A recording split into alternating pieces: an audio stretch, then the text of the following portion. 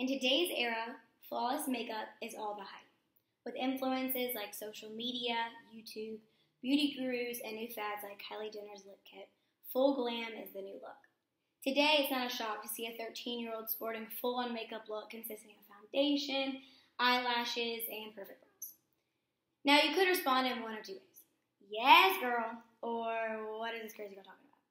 If you are the latter, then today is your lucky day, because throughout this speech, I will be discussing some important things you need to know about makeup.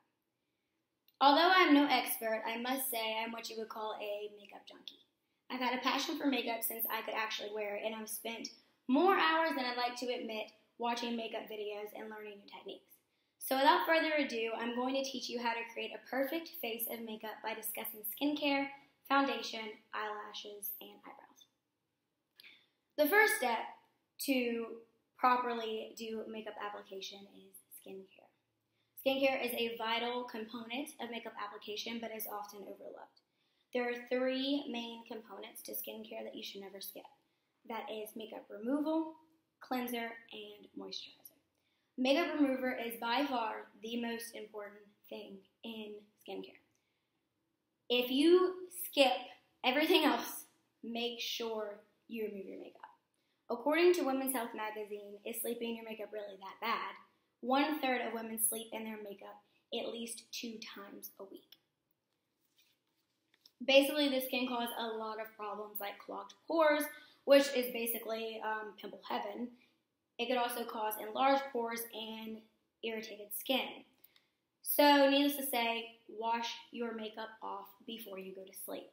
The better your skin is, the better your makeup application. Also, you can't forget to cleanse and moisturize. Cleanser gives you the opportunity to get rid of all the dirt and grime and sweat that has been sitting on your face throughout the whole day.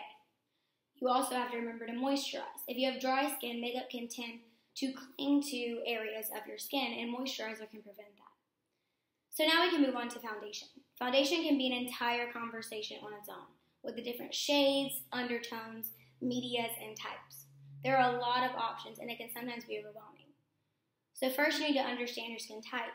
Do you have oily skin or dry skin? Do you have a lot of acne or none at all?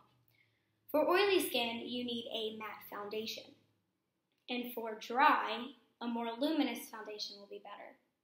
If you have a lot of blemishes, full to medium coverage, and then if you have no blemishes at all, you can get by with a light coverage or a tinted moisturizer. It's all about your desires, but you have to understand that if you have acne-prone skin and use a light coverage foundation, you can't get mad at it whenever it doesn't cover up all your impurities. The way you apply foundation also has to do with the level of coverage.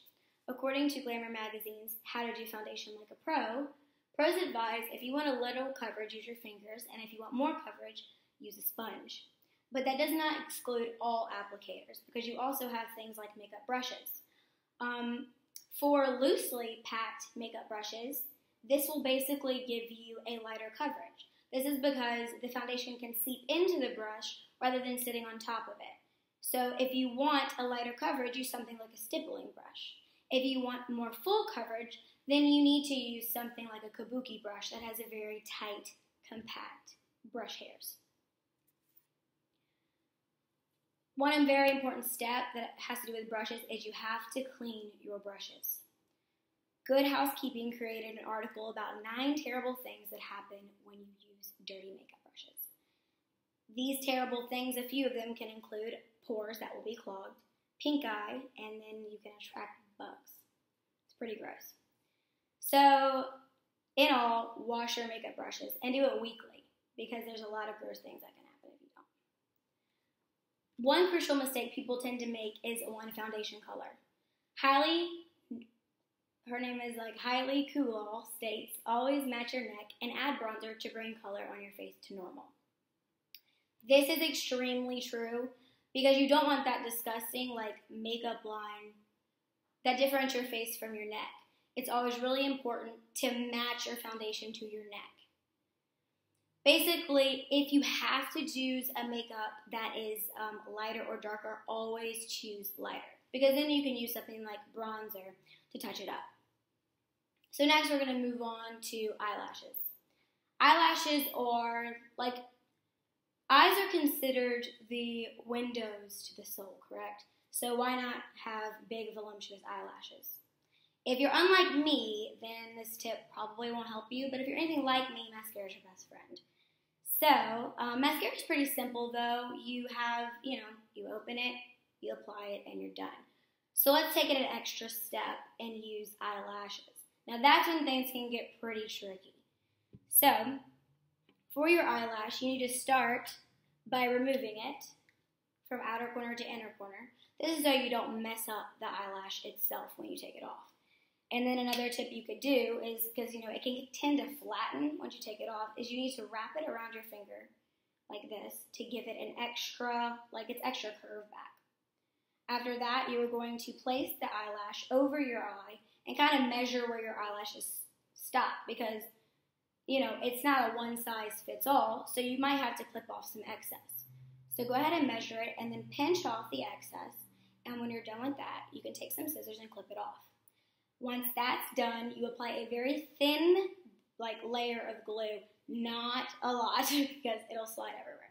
And you need to allow it to dry, because if you don't allow it to dry, it could still slide everywhere. You need to let it get that perfect tackiness, and then you can place it as close to your lash band as possible, and then squeeze your real lashes to your false lashes.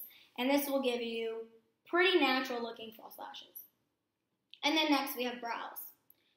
So for your brows, you can use anything. I use an eyebrow pencil, but you could use gels, you could use powders. Basically, for your color, you need to choose something 1 to 2 shades lighter than your hair. And then there's different locations you should have your brows. You don't want your brows starting too far over. So basically, how you judge that is you take something straight, I use my eyebrow pencil, and you place it at the base of your nose. The tip of that pencil will basically be where your eyebrow should start. You don't want it too close because that can make your face kind of enclosed. Then, for your arch, you angle it diagonally across your pupil, and that's where your arch should be. And then lastly, your brow should end diagonally at the corner of your eye. So if you do that and you mark them in the correct locations and fill it in, you should have a pretty perfect brow for your face shape. So there's so much to learn about makeup, and although I may not have discussed it all, I gave you some important information on skincare, foundation, eyelashes, and eyebrows. Makeup can be extremely fun and empowering, and is a way to express creativity and individuality. Most importantly, have fun when using makeup. Makeup should never be used to hide yourself. It should be used to enhance your natural beauty.